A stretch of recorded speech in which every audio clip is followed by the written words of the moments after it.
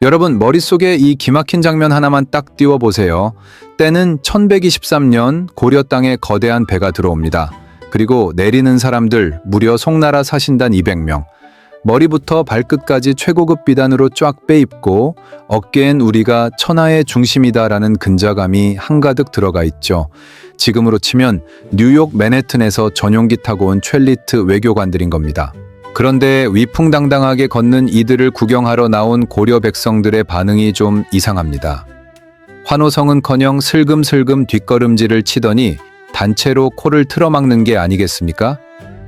어우, 저 아저씨들 좀 봐. 왜 저렇게 냄새가 나? 네, 팩트 폭행입니다. 명품으로 풀세팅을 했는데 안 씻어서 쉰내가 진동을 했던 거죠. 동아시아 문명의 끝판왕이라 자부하던 송나라 엘리트들이 고려 백성들에게 위생 참교육을 당한 겁니다. 이 우픈 흑역사 뇌피셜이냐고요? 아닙니다. 당시 사신단으로 왔던 엘리트 관료 서긍이 황제에게 바친 40권짜리 공식 외교 보고서, 고려 도경에 아주 적나라하게 박혀있는 찐 팩트예요.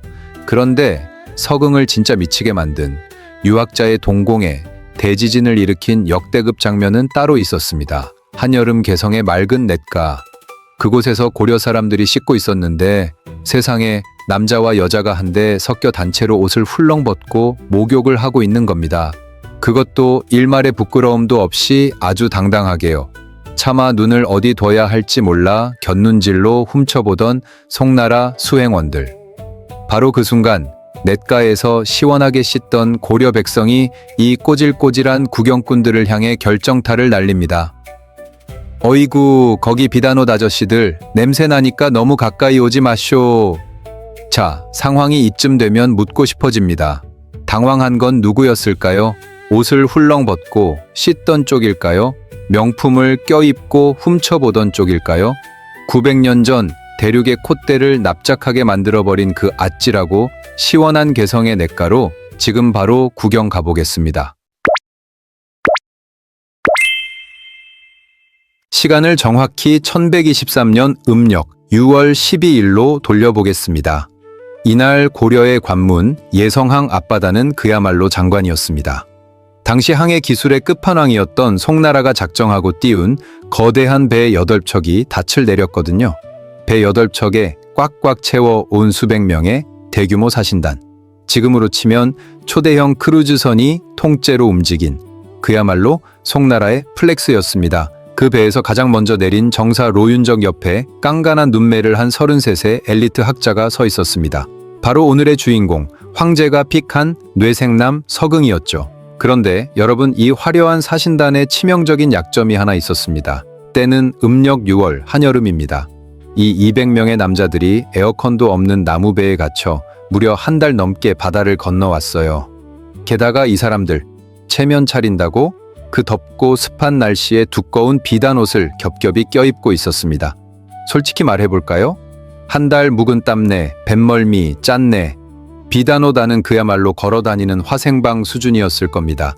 하지만 정작 본인들은 모릅니다. 우리는 천하의 중심, 대송나라의 엘리트다 라는 뽕에 잔뜩 취해 있었으니까요. 배에서 짐짓 헛기침을 하며 내린 서긍.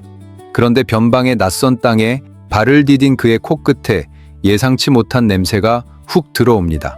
비릿한 갯바람이 아니었어요.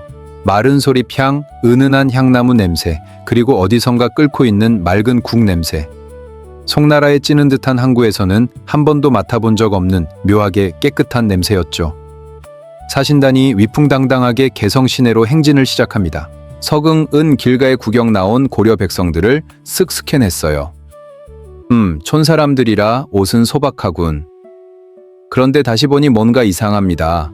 손에는 흙이 묻어 있는데 얼굴에 때가 하나도 없어요. 머리는 샴푸 광고 찍은 것처럼 단정하게 빗어 넘겼고 낡은 모시옷에서는 쉰내가 아니라 보송보송한 향이 납니다. 바로 그때 아까 말씀드린 그 대참사가 벌어진 겁니다. 천자의 사신단이 지나가는데 백성들이 우와 하고 엎드리는 게 아니라 슬금슬금 뒷걸음질을 쳐요.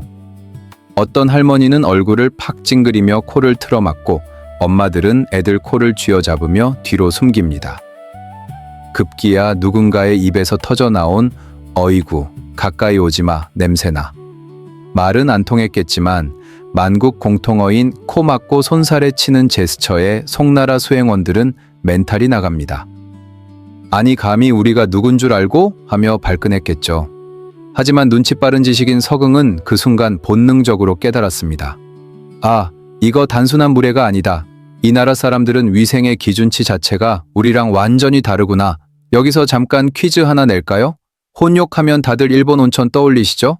19세기 미국 페리 제독이 일본 가서 기겁했다는 그 혼욕 말입니다. 그런데 일본보다 무려 700년이나 앞서서 일상적으로 남녀가 섞여 씻고 심지어 그걸 대륙의 사신 앞에서 당당하게 보여준 나라가 바로 우리 고려였습니다. 대체 이 사람들은 평소에 어떻게 살길래 이렇게까지 깔끔을 떨었던 걸까요?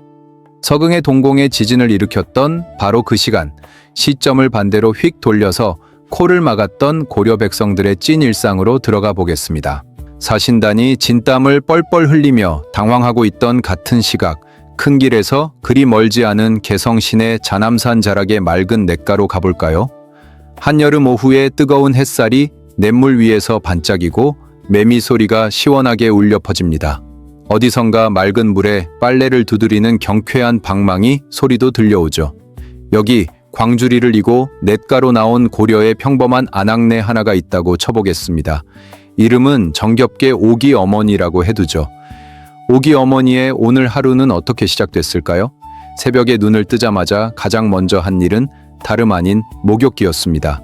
그냥 고양이 세수 대충 하고 마는 게 아니라 물을 받아 깨끗하게 씻고 머리를 단정히 빗고 양치까지 마친 후에야 방문을 나섰습니다. 이게 오기 어머니만 유난을 떠는 게 아니었어요. 서경의 고려도경을 보면 이런 문장이 딱 적혀 있습니다. 신기필선 목욕 내추로 새벽에 일어나면 반드시 먼저 목욕을 하고 나서야 집을 나선다. 여러분, 이거 정말 대단한 겁니다. 무려 900년 전인 12세기입니다. 같은 시기 유럽의 귀족들은 향수만 잔뜩 뿌렸지 평생 목욕을 서너 번밖에 안 했다는 기록이 수두룩합니다. 동아시아 최강대국 송나라도 사정은 비슷했어요. 씻을 물 자체도 귀했고 땔감이 아까워 따뜻한 물은 엄두도 못 냈습니다. 그런데 우리 고려 백성들은 어땠느냐? 고려도경에는 여름철이면 하루에 2번씩 씻었다고 놀라워하는 기록이 있습니다. 심지어 날이 추운 겨울에도 얼음장 같은 냇물에 들어가 씻는 걸 주저하지 않았다고 해요. 12세기 고려 사람들이 매일 아침 샤워하고 출근하는 지금의 우리와 똑같은 일상을 살고 있었던 겁니다. 다시 냇가 풍경으로 돌아와 볼까요? 오기 어머니가 빨래를 두드리는 옆으로 동네 아저씨 한 분이 터벅터벅 걸어오더니 위솥을 훌렁 벗고 냇물에 풍덩 뛰어들어 시원하게 등목을 합니다. 조금 위쪽에서는 동네 처녀 둘이 치맛자락을 걷어 올리고 발을 담근 채 수다를 떨고 있고요. 더 위쪽에서는 지긋한 할아버지가 수건을 적셔 등을 닦고 계십니다. 남자, 여자, 노인, 아이 할 것 없이 한 냇가에 다 섞여 있습니다. 그런데 누구 하나 훔쳐보거나 부끄러워하거나 손가락질하는 사람이 있었을까요? 전혀 없었습니다. 너무나 자연스러운 동네의 일상이었으니까요.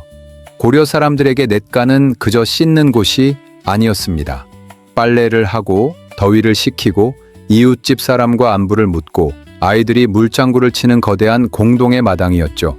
지금으로 치면 동네 대중목욕탕과 카페, 워터파크를 하나로 합쳐놓은 아주 건전하고 핫한 만남의 광장이었던 셈입니다. 그런데 고려 사람들은 왜 이렇게까지 씻는 것에 진심이었을까요? 이건 단순한 개인의 깔끔함이 아니었습니다. 고려는 불교의 나라였습니다. 절에 불공을 드리러 가기 전, 제사를 지내기 전, 심지어 중요한 일을 치르기 전에는 반드시 몸과 마음을 정갈하게 하는 목욕제계를 했습니다.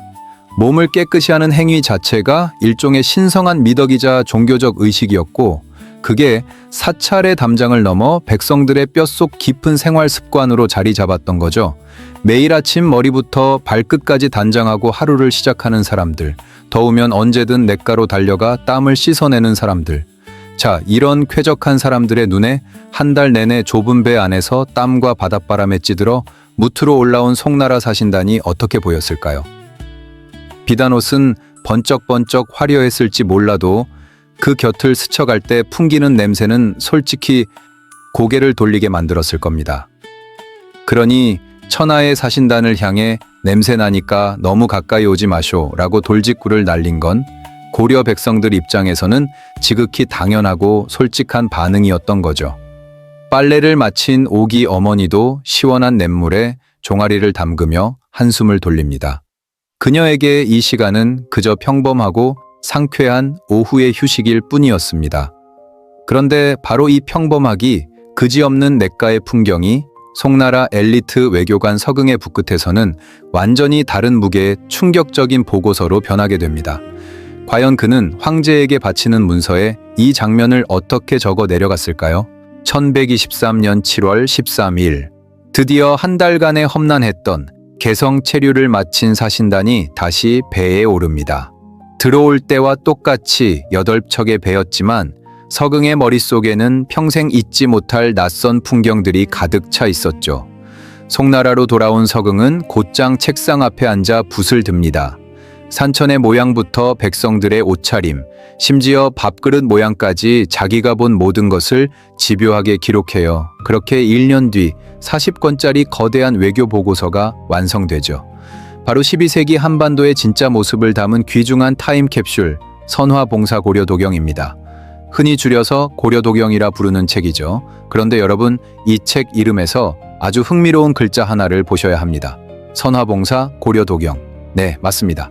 그림 도자가 들어가 있어요. 원래 이 책은 글만 빽빽하게 적힌 게 아니라 서긍이 직접 그린 생생한 컬러 화첩이 세트로 들어 있었습니다. 그림 안에는 당연히 서긍의 두 눈을 번쩍 뜨이게 했던 그 장면, 개성 냇가에서 남녀가 평화롭게 씻고 있던 그 혼욕 풍경도 그려져 있었을 가능성이 매우 높습니다. 만약 그 그림이 지금까지 남아 있었다면 어떻게 됐을까요? 아마 국보 1호를 넘어 세계사 교과서 한 페이지를 장식할 역대급 사료가 되지 않았을까요? 하지만 역사의 장난은 얄궂습니다. 책이 완성되고 불과 3년 뒤인 1127년 북방의 신흥 강국 금나라가 쳐들어와 송나라의 수도를 무너뜨려 버립니다. 이게 바로 역사 시간에 한 번쯤 들어보셨을 정강의 변입니다. 예술 매니아였던 휘종 황제는 포로로 끌려가고 그가 아끼던 궁궐의 모든 보물들이 불길에 휩싸이는데 앞불싸 서긍이 황제에게 바친 호화로운 고려도경 원본 그림들도 그 잿더미 속에서 영영 사라지고 맙니다. 정말 다행인 건 글 부분만은 기적적으로 살아남았다는 겁니다. 서긍의 조카였던 청년 서천, 이 삼촌의 글이 너무 좋아서 베껴둔 사본 한 부를 가지고 있었거든요. 그 사본 하나가 살아남아 900년 전 개성의 여름 냇가 풍경을 오늘날 우리에게 전해주고 있는 겁니다. 그런데 이 책을 넘기다 보면 고개가 갸우뚱해지는 대목이 나옵니다. 서긍은 명색이 황제에게 바치는 공식 외교 보고서에 굳이 이런 문장을 적어 넣습니다. 고려지속 최비 중국인 구탁.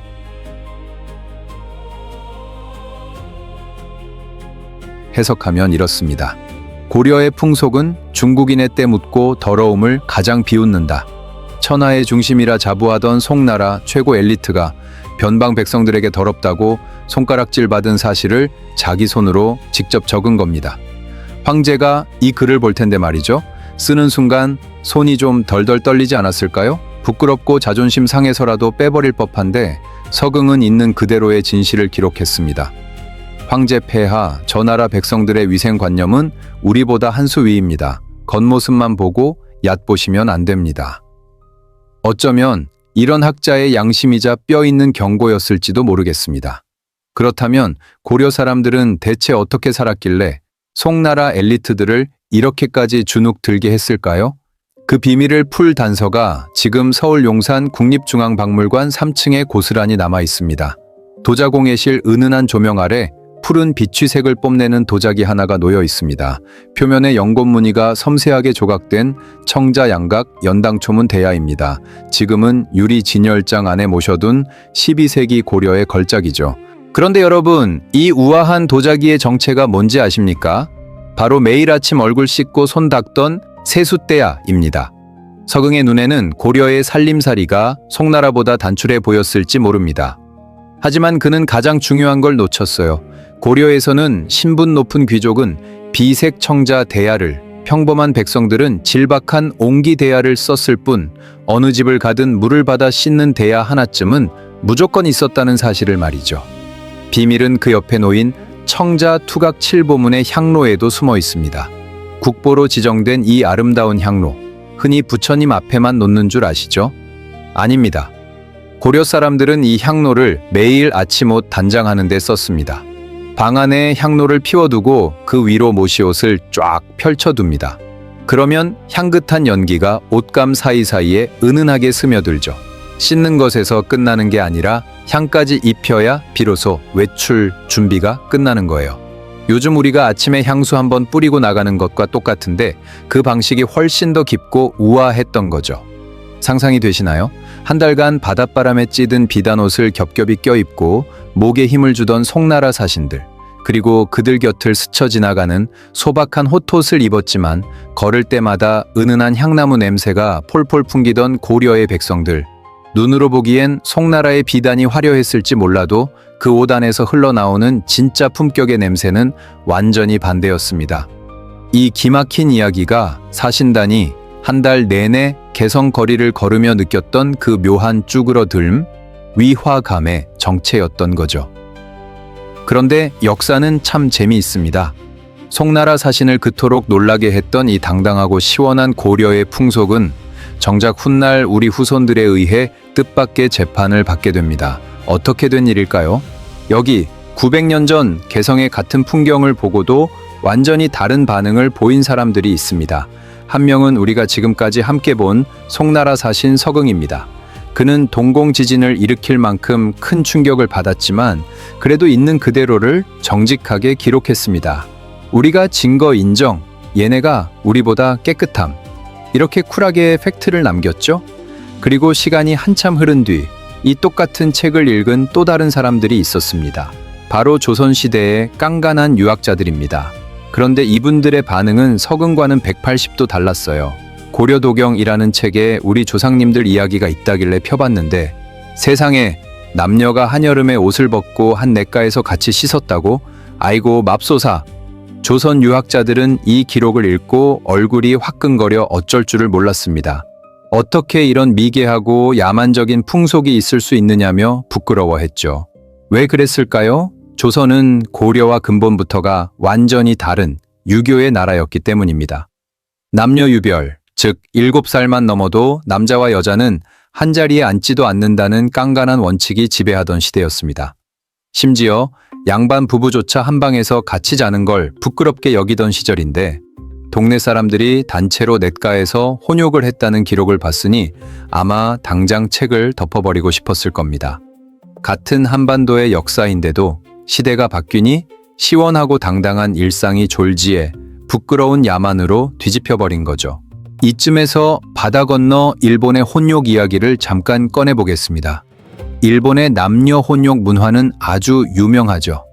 에도 시대에는 동네 대중 목욕탕인 센토에서 남녀가 같이 탕에 들어가는 게 너무나 당연한 일상이었습니다. 그런데 이 풍경이 끝난 방식이 아주 흥미롭습니다. 1854년 미국의 페리 제독이 배를 타고 일본에 옵니다.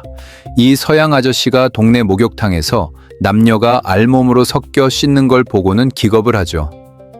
세상에 이 나라 사람들은 도덕관념이 도대체 어떻게 된 거냐라며 서긍과 똑같은 충격을 받고 기록을 남기죠. 그러자 일본 정부가 어떻게 반응했느냐?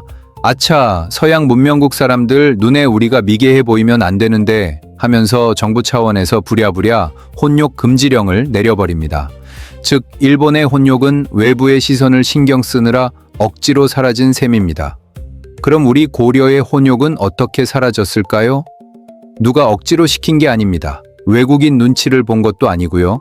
그냥 고려 왕조가 막을 내리고 조선이라는 새 시대가 열리면서 새로운 문화와 도덕의 기준이 들어오자 아주 자연스럽게 우리 안에서 정리된 겁니다. 그런데 여기서 아주 현실적인 궁금증 하나 안 짚고 넘어갈 수 없죠. 아무리 그래도 그렇지 진짜 남녀가 옷을 홀딱 다 벗고 씻었다고? 여기에 대해서는 역사학자들 사이에서도 의견이 팽팽하게 갈립니다.